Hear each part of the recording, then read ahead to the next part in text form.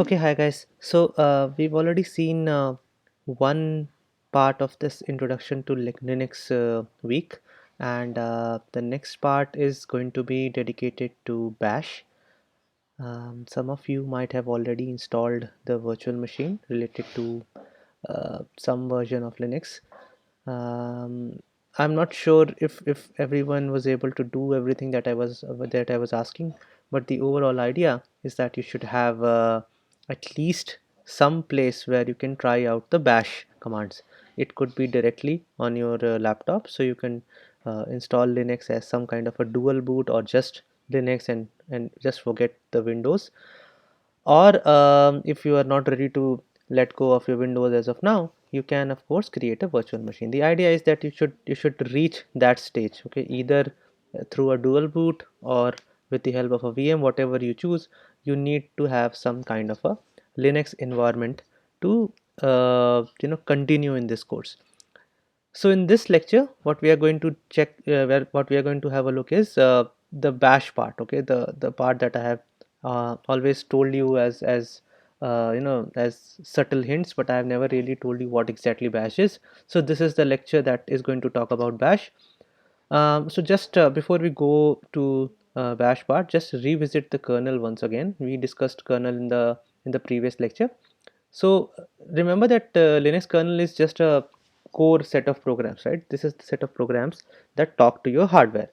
And we said that applications and programs, there were certain things that were built over the kernel. So you get the core kernel, and over that you can build a variety of applications and programs, and you can have collections of different applications and programs and different permutations, combinations, and what you have then is some flavor of Linux.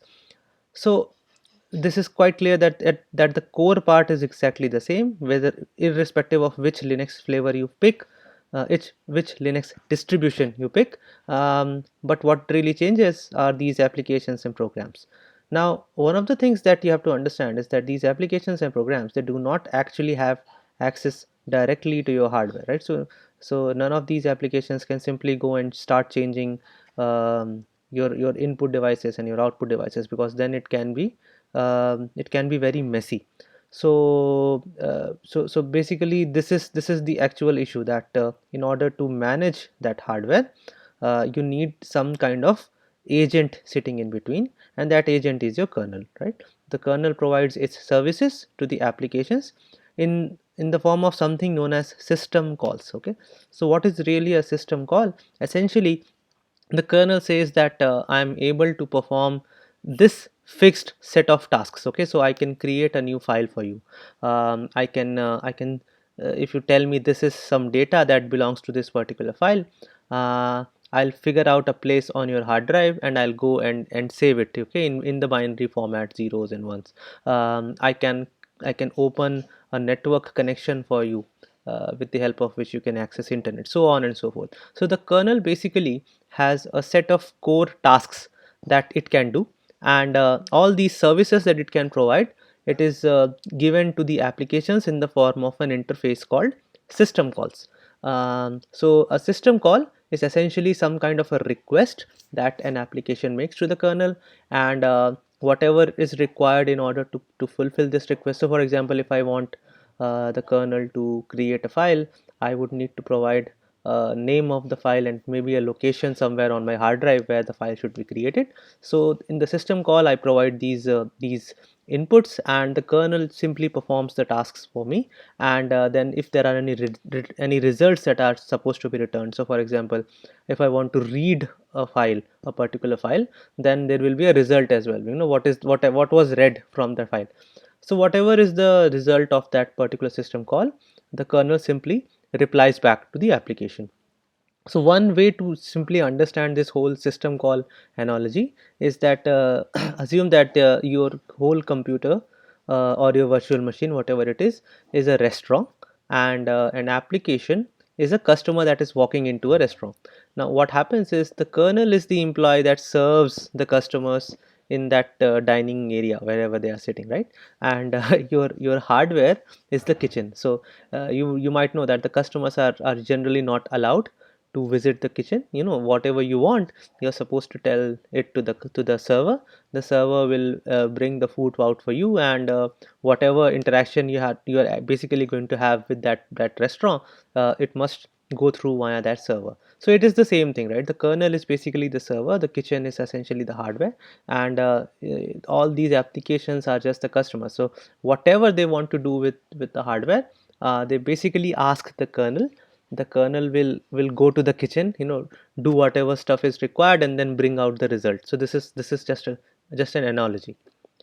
So let's just spend a little more time on what a system call is.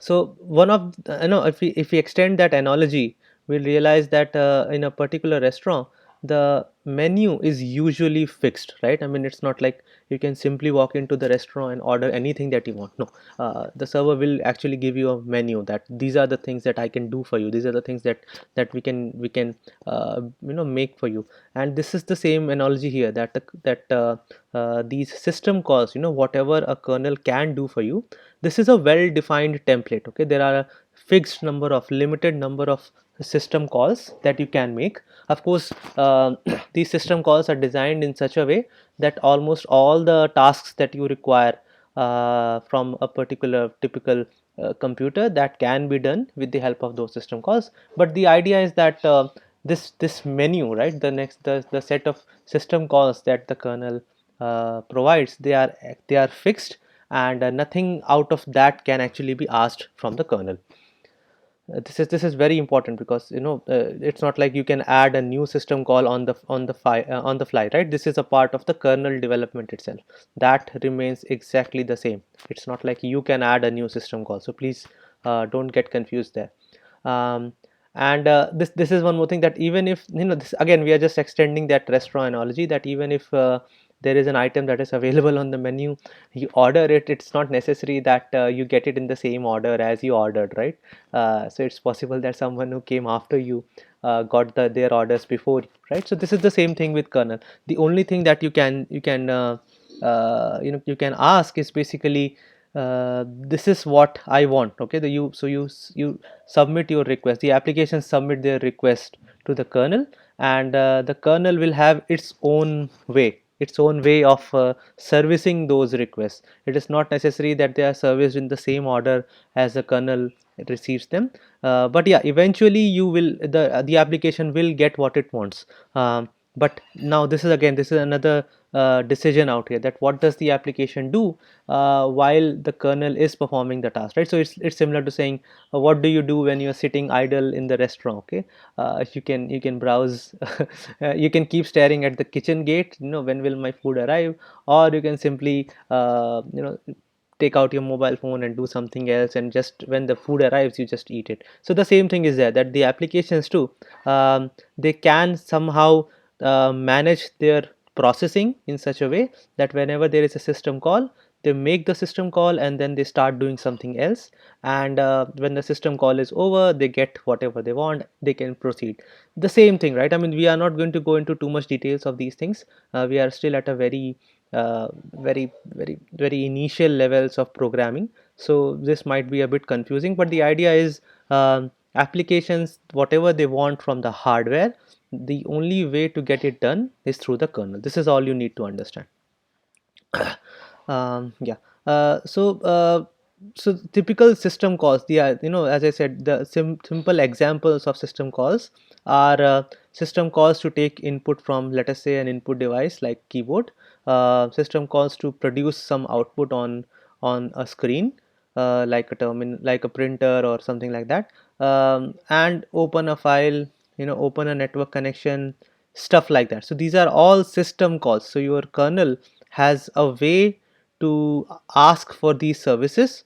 The applications simply ask the kernel to do these services on their part, and the kernel performs the task and then simply returns the result. So you can see that we already have a level of abstraction. So I really don't need to know how a keyboard operates. Okay, even if my laptop has a different keyboard than the one that I thought you will have, it doesn't matter. Okay, it's the headache of the kernel to somehow talk to that guy. Okay, as an application programmer, I don't need to worry about it. All I say is I ask the kernel, please get one character input from the keyboard, okay, and tell me what that character is, and whatever happens after that, that is the headache of the kernel.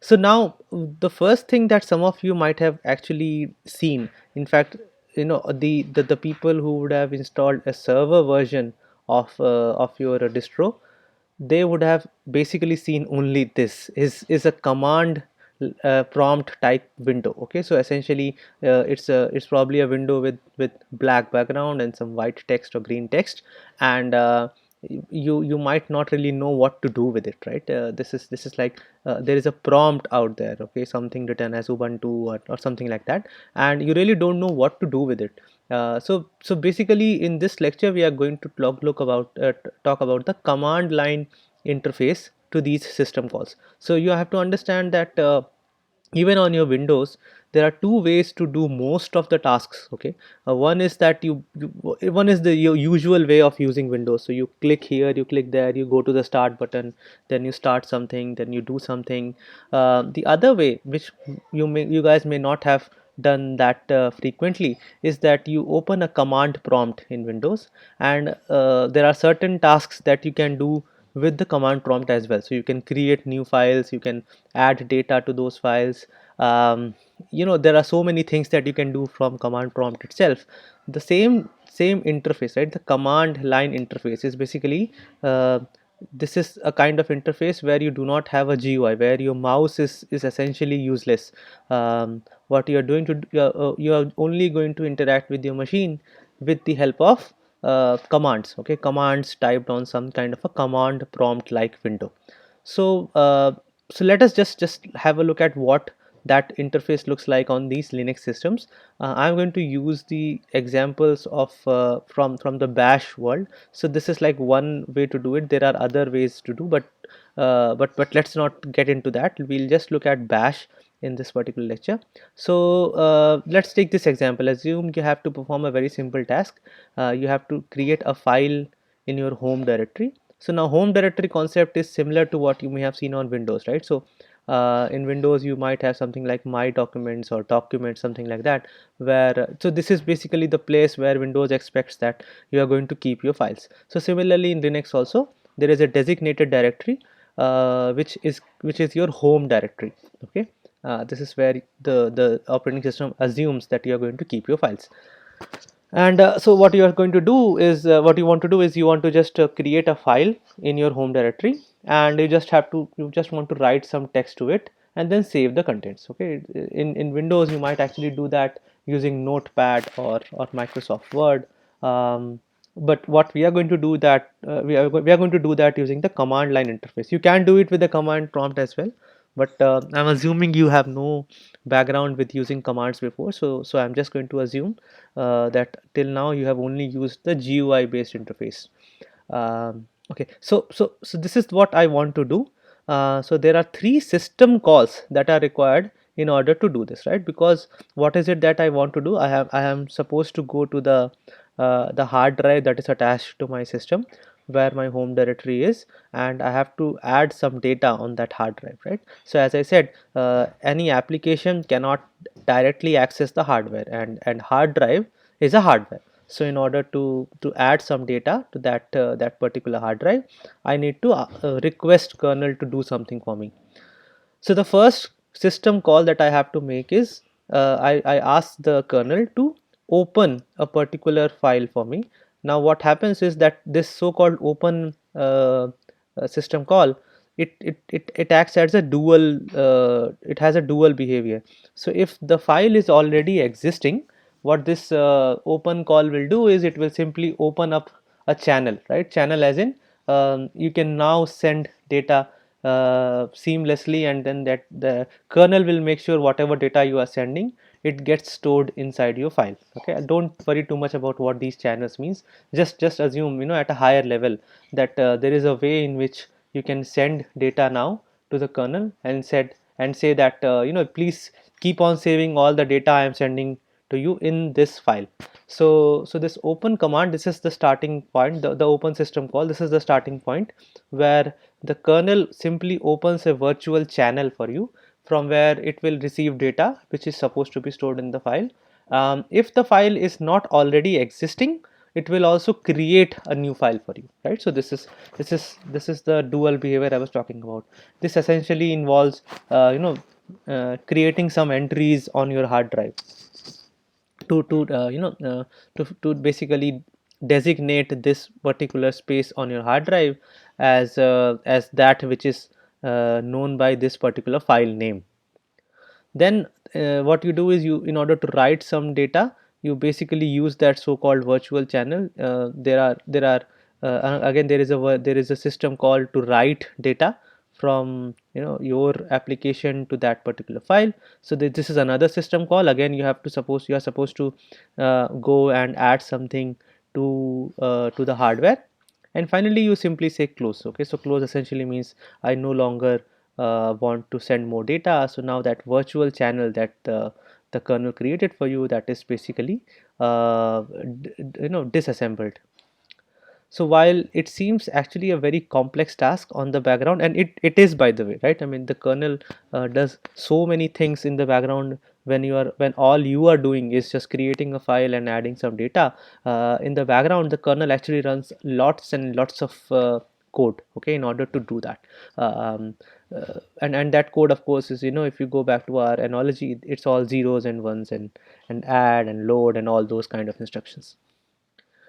So in this lecture, basically the command that we are going to use is the cat command. There is a command on bash that you can use. So this cat is essentially one more application, right? So if you go back to our analogy, that there is a system core called kernel, and over which people can create any application that they want using these system calls. So one way to think about cat is, basically cat is an application which somehow uses these three system calls, and it gives you an option to simply give the name of the file, provide the data, and this whole talking with the kernel part, that is taken care by the developers of cat. You don't need to understand. And this is the whole philosophy you have to understand in programming, that we keep on abstracting things. Okay, so the first level of abstraction for hardware is kernel. So now you are no longer required to talk to your hardware in zeros and ones. The second level of abstraction are these applications. So now you don't need to know about these three system calls, and so on and so forth. So in programming, we keep on building layers over layers. Okay, so that the task for our end user becomes as simple, as easy as possible. So in this lecture I am going to use bash. So I'll tell you what bash is, and I will use Lubuntu as the distro. But from what I understand, bash is kind of the default shell that you will have in almost all the operating systems, all the Linux operating systems. So whatever I'm going to show here, show it to you in this lecture, you can actually try it out on your distribution as well, provided that you have bash with it, which, as I said, is highly likely. So now this is basically where we start. If you have already installed Ubuntu, if you haven't, please do that. And not I'm not asking you to install Ubuntu, just install any Linux version, but please do that, because from here onwards we will need you to have some access to Linux. So on your Linux installation, just open the terminal application. So one way to open terminal application is that you can go through the menu. So as I said, in typical Linux systems, you also see a menu, right? So similar to your start button, there will be a menu, probably on the left bottom, or left top, somewhere there. Okay, it depends on which distro you have, but there is a menu. So from where you can see what applications are installed on my operating system. So you have to find the terminal application. Okay, this is the application where we are going to. So this terminal is basically the equivalent of command prompt in Linux. So on Ubuntu like systems, even if you don't know where the menu is, so on Ubuntu, on Debian, on Mint, there is a specific shortcut for it. It is Control Alt T. So you have to press Control, then you have to keep the Control pressed, you have to press Alt, then you have to keep both Control and Alt pressed, and then you have to press T. Okay, so if you press these keys in this order, keeping the other keys pressed, what will appear to you on your screen is the terminal window. And some of you have installed the server version. So basically what you see in a server version, as soon as you start your machine or virtual machine, is a command prompt kind of thing. So essentially your whole VM is nothing more than a terminal. Okay, so the idea is that you should see some prompt over there, right? This is the kind of prompt I'm talking about. You can see that this is the virtual machine that I have, Lubuntu virtual machine. And by the way, this is the place in Lubuntu where you will find the menu. If you click here, a menu will appear, and you have to browse through that menu to open this terminal. Or as I said, if you are on Ubuntu, you can simply say type Control Alt T, and this window will appear. And this is the kind of prompt that and we call this as a prompt, by the way. Whatever you are seeing here, this is a prompt.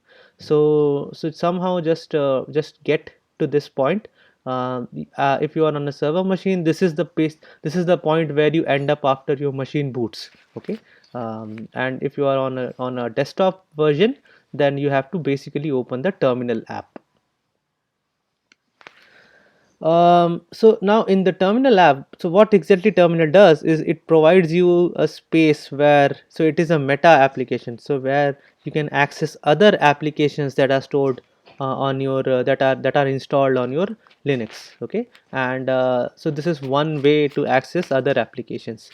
In and exactly how does this work? So basically there is a kind of interpreter. So there is a way in which whatever you type on the terminal, it gets interpreted. One way to interpret this is using bash. Okay, so bash is just one of those multiple ways in which your commands can be processed, can be interpreted. So we are going to use bash. Bash is the default one, I think, on many operating systems. Just check out, there are things like ZSH, and I think there's one more like CSH or something like that.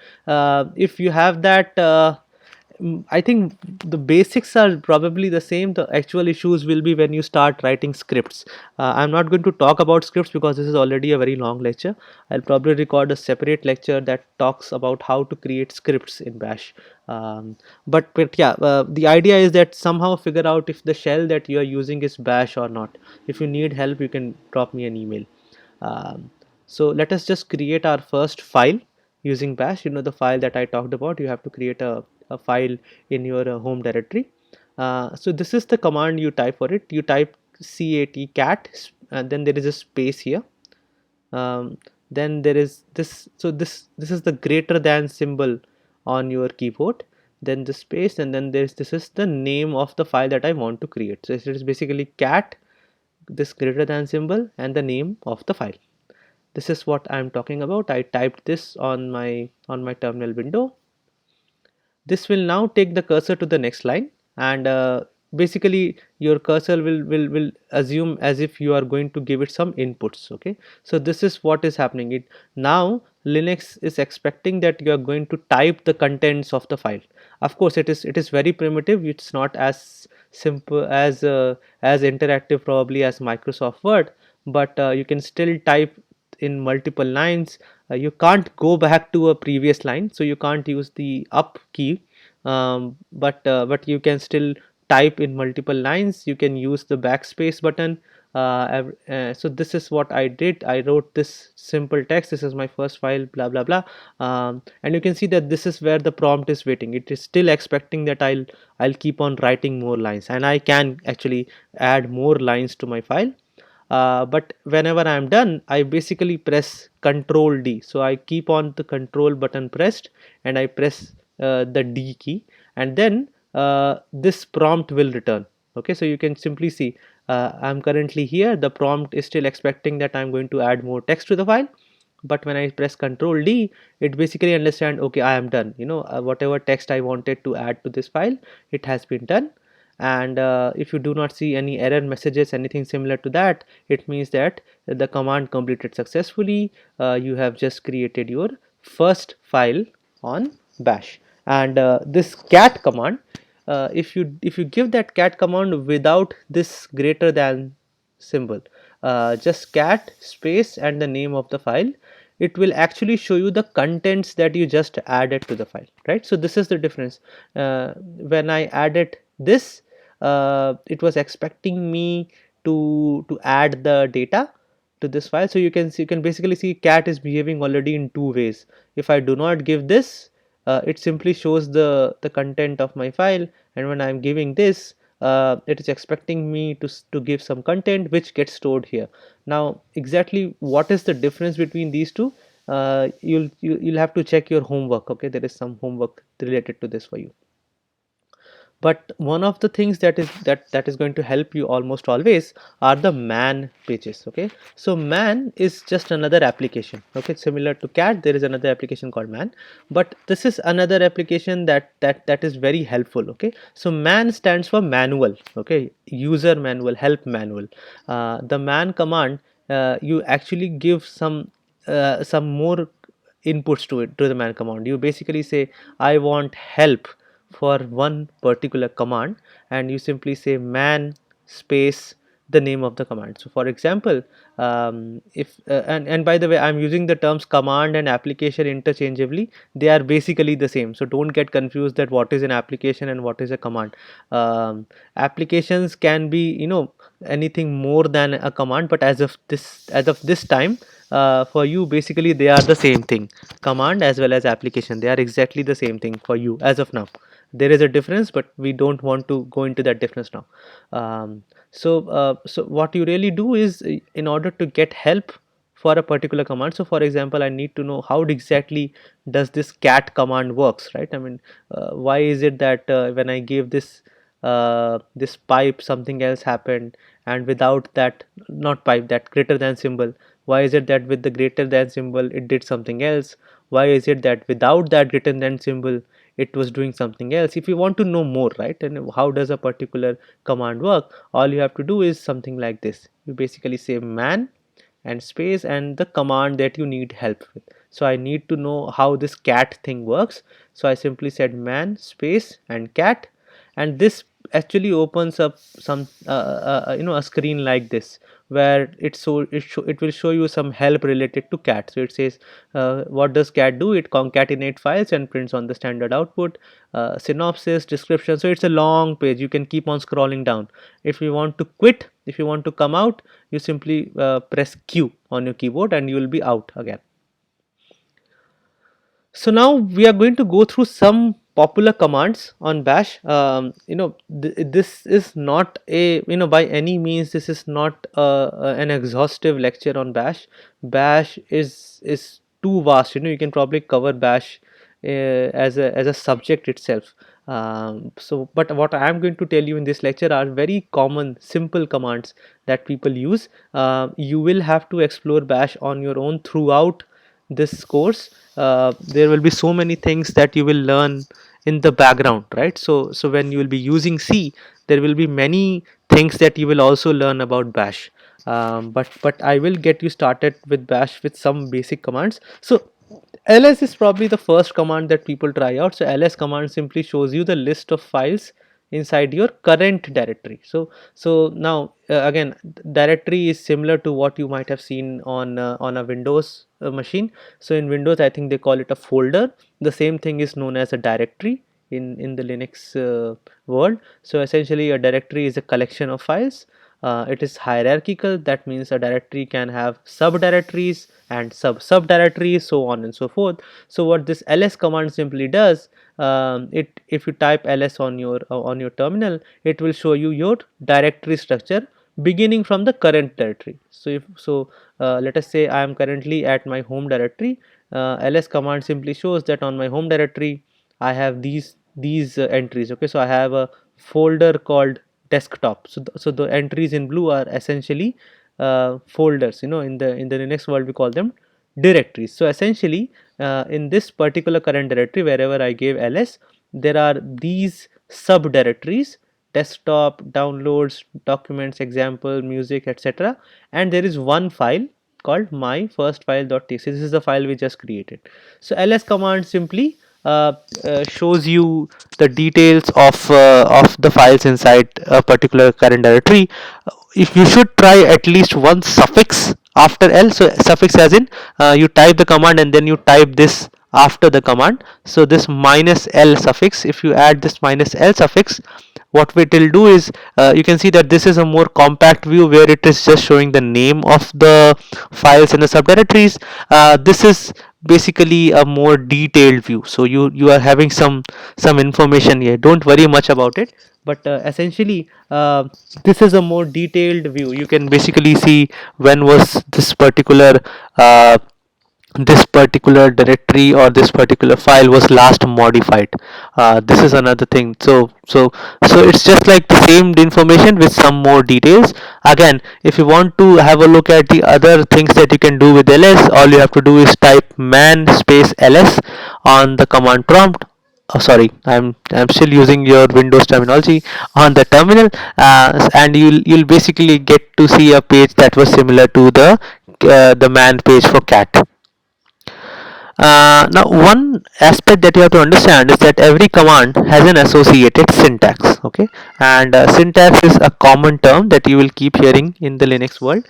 Syntax is the equivalent of grammar, by the way, in any language, in English language, right? So it means that for a particular command to make sense, you must provide it in a particular format. So similar to how we do that in any language, right? So you would have read how to frame a sentence in English or Hindi or your own mother tongue, right? If you simply jumble up the words, the sentence doesn't make any sense. The same thing is there on bash. Okay, so whenever you type a particular command, there is a particular format. Certain words should appear at certain positions in that command. If you change their order, then your bash will not be able to understand with it what it is, right? So your man pages, right, whatever I just told you, the best place to figure out the syntax of any particular command is to use the man page. You simply type man space and the name of the command. Actually, if I'm not sure what is the current state of the art in Windows, but in Windows on command prompt there used to be something known as slash question mark. So if I am not aware of a particular command, how does it work? So for example, if I don't know how dir works, I will simply say dir slash question mark and I will see a help. So if you have done those things in Windows, so man is that slash question mark equivalent on bash. So these suffixes, the minus l suffix that I simply showed to you, are also known as switches. So this is the common term that people use. So basically I say ls has a switch called minus l. Okay, so this is like some terminology for you. Another command that you will use quite frequently is the cd command. So cd stands for change directory. So in the examples that we have seen till now, the directory where we were working on was the home directory of of the user. But what we can of course do is we can go to some other directory. So this is what I was telling you about. So in the beginning I was at my home directory. Now I did an ls. Okay, and this is what I get after my ls. I realized that there is a subdirectory called examples. Now I want to check what are the contents of examples. Okay, so what I can do is I can simply say cd space examples, and then now you will also get to see the current directory here. Okay, so now my current directory has been changed to my home, and this tilde sign, right, this is a shortcut to tell you that this is your current directory.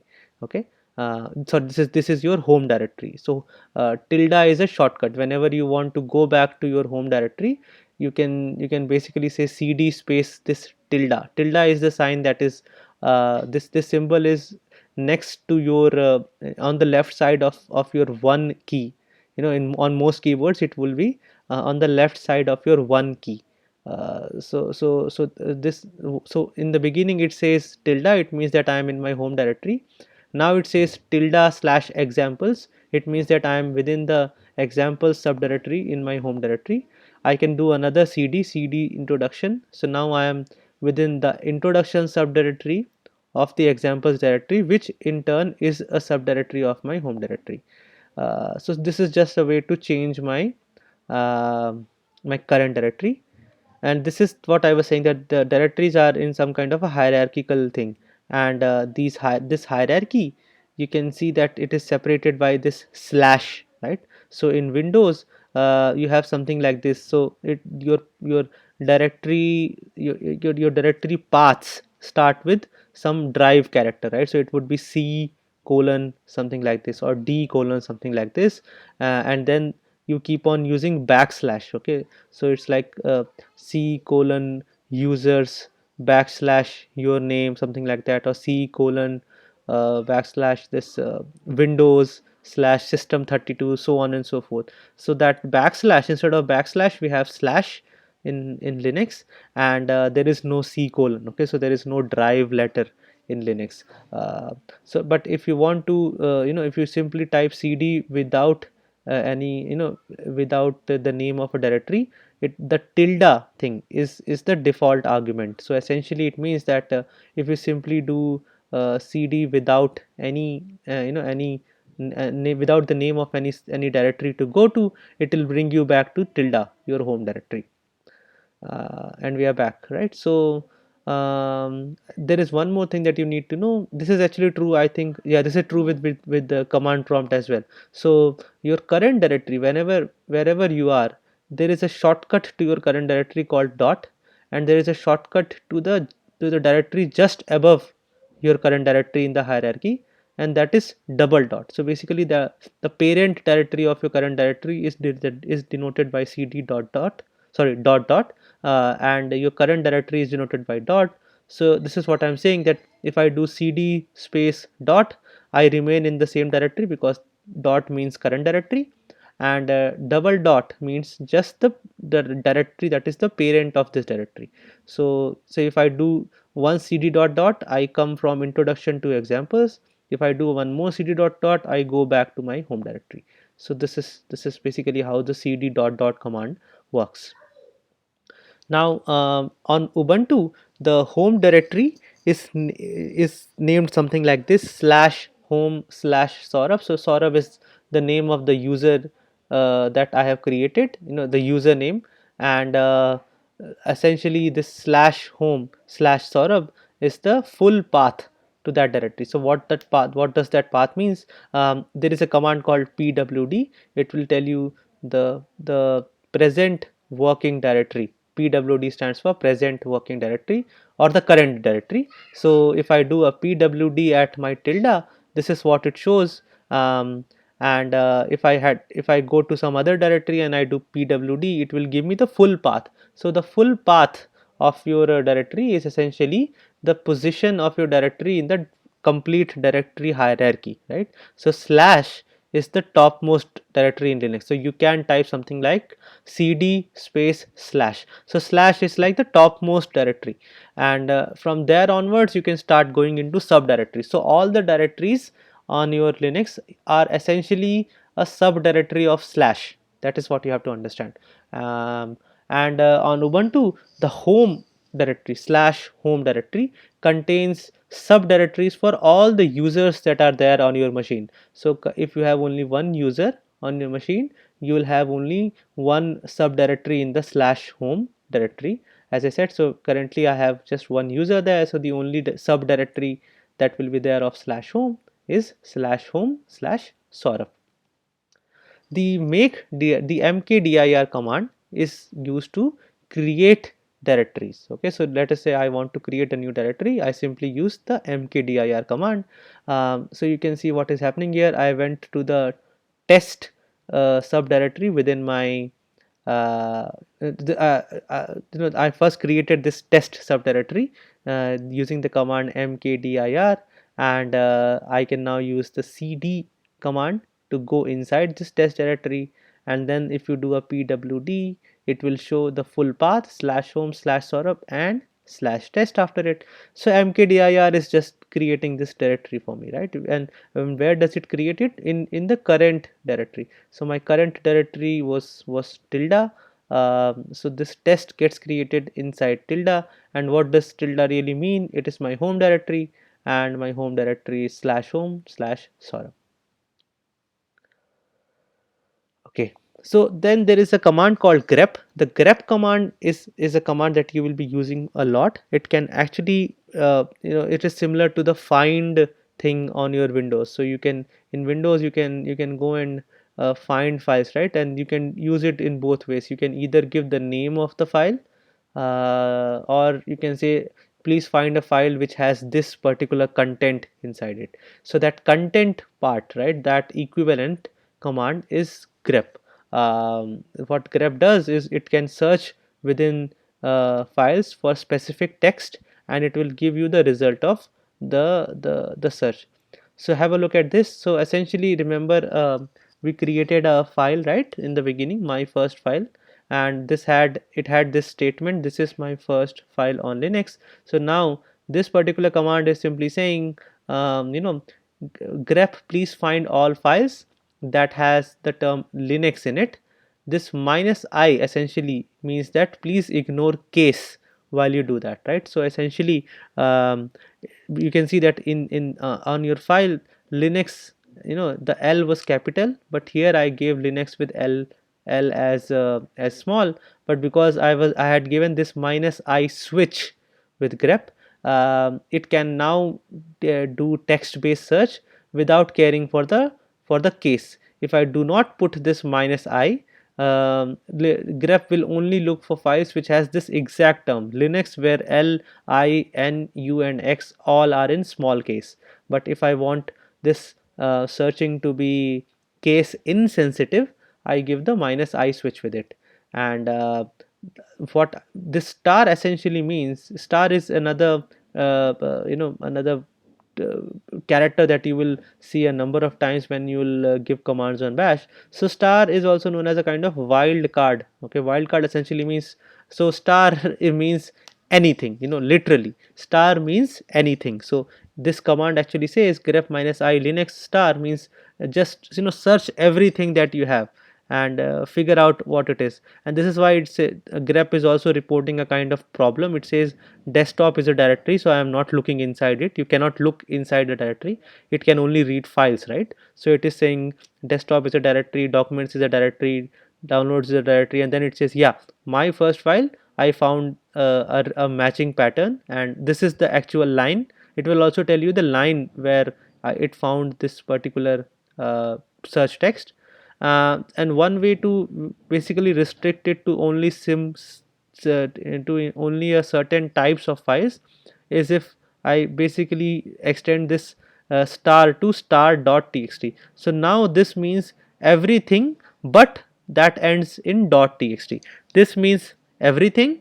This means everything that ends with .txt. So now it is only going to look into the .txt files that are available in this particular current directory, and then there is only one file that looks like this, and that is why this is the result. Now you can also use this man grep. By the way, so grep is a very complicated command, but at the same time it is also very powerful. So please read the man page for grep and practice as much as you can. This is going to be very helpful for you when you start coding. Another command that could be helpful for you is the find command. So as I said, right, in Windows you have just one interface where you say search files which have this particular name or which has this particular content. So here also this we have two commands. One, the grep command searches for files with specific text. So the grep command works over the content of a file, and the find command works over the name of the file. Okay, so there is a difference that you have to understand. So find command can be used to find files with specific name, right? So this is an example. I have a file called hello world.java, and if I simply want to know where this file is, Another thing that find does is that it will actually look not only in the directories but also in the subdirectories. Okay, grep will only look in the current directory, it will not look into the subdirectories by default. You can make it look into the subdirectories as well, read the man page to know how to do it, but find will by default go and look into the subdirectories as well. This dot slash essentially means that start looking from the current directory. As you remember, right, dot is the shortcut for the current directory. So dot slash means keep on looking everything in the current directory. And what do I want? I want to search with the file name. And what is the file name? Hello world.java. So it says that okay, within your current directory there is a subdirectory called examples. Within that subdirectory examples there is another subdirectory called introduction, and within that subdirectory there is a file called hello world.java. This is the output.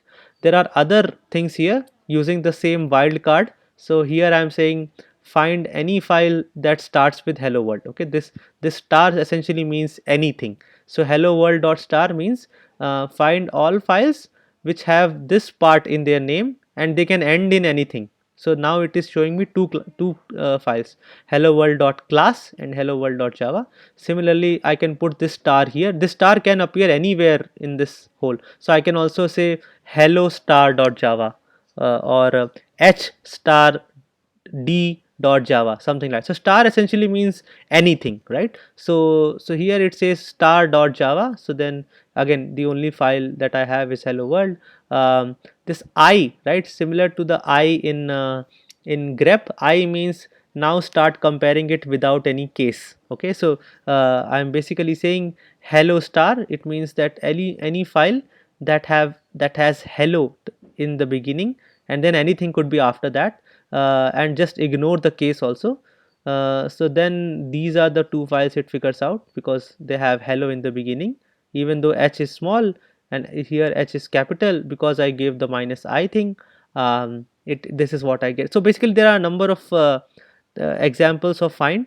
I'm not going to tell you all those things, just read the man page. And this I have already told you, the dot slash thing. There is another command called clear. So clear command simply clears your terminal window. So if it gets too cluttered, like I already have so much of content on this, I simply type clear and this is what it does. It simply clears my command. Now one more thing that you have to use is some kind of an editor, right? This is probably something that you may not have done on Windows.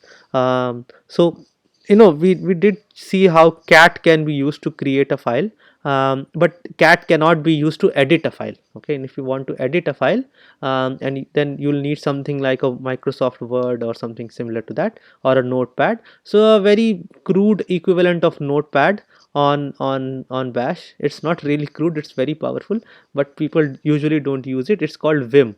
Okay, or the it stands for vi improved. So if you go on your bash and you type vim, this is where you get. Okay, this is my vi improved editor, but please don't try it. You might find it difficult to come out of it. In fact, there are a lot of jokes on the internet that you will find related to vim, that if you want to make a person type a set of random characters on the keyboard, just open vim for him and leave him there, ask him to exit from there. So these are some of the jokes related to vi and vim. So basically this is an editor. Vim is an editor.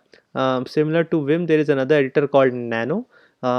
You can choose whichever editor you want. I don't have any particular uh, you know I don't have a particular recommendation. I use vim, but you could use nano or any other editor that you want. The idea is that editor should be on your terminal. Okay, it should not be something that requires some kind of a UI. As long as that editor runs within your terminal window, I have no issues with it. But you must learn, and this is how nano would look like.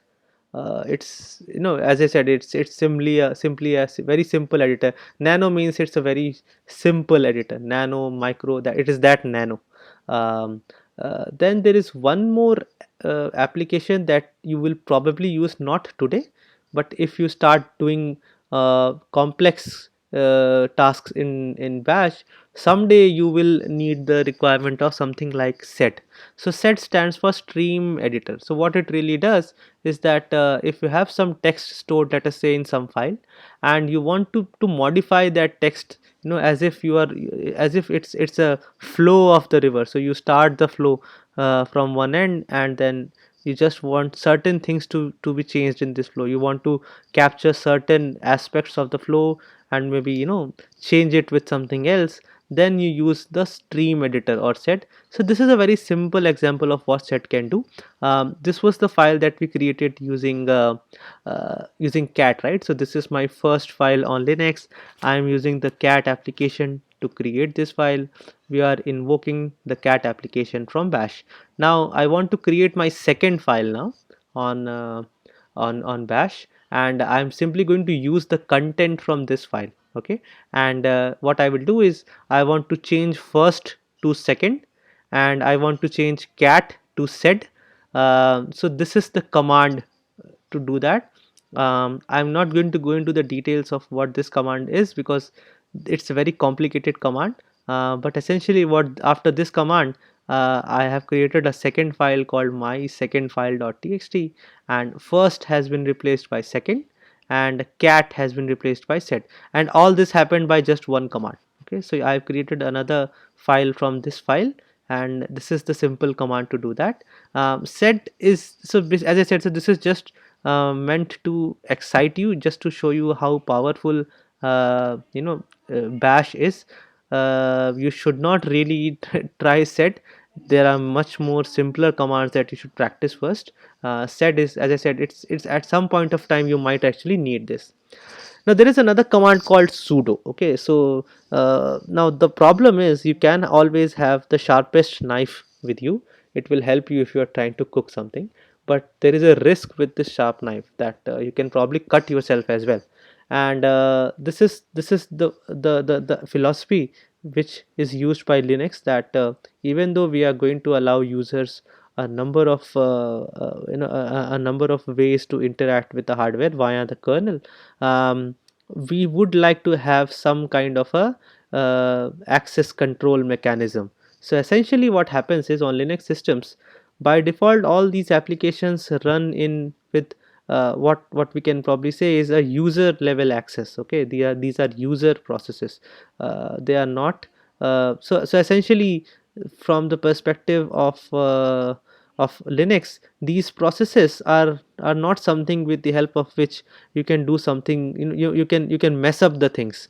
So as long as you are, let us say, creating a new file, you are editing a file, and you are doing everything in your own space, Linux doesn't care, right? You simply do whatever you want.